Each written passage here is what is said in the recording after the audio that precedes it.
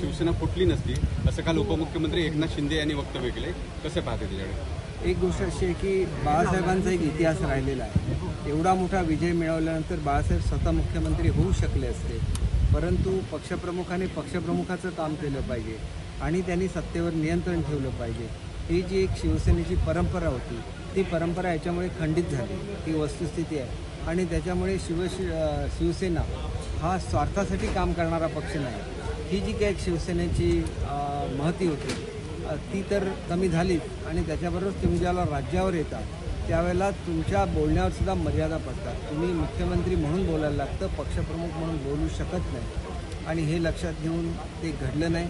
आणि त्याच्यामुळे पुढच्या काळामध्ये बाळासाहेबांच्या जी एक परंपरा राहिली की त्यांच्या घराण्यामधल्याच माणसांनी शिवसेनेचं नेतृत्व करावं, परंतु बाळासाहेबांची इच्छा होती की माझा एक शिवसैनिक मुख्यमंत्री झाला पाहिजे. ती इच्छा मात्र पूर्ण झाली नाही, ते एकनाथ शिंदे साहेबांनी पूर्ण केली. भाई मंत्रिमंडळाचा अजेंडा जो आहे तो लीक होतोय आणि त्यावरून विरोधक टीका करताना पाहायला मिळतात.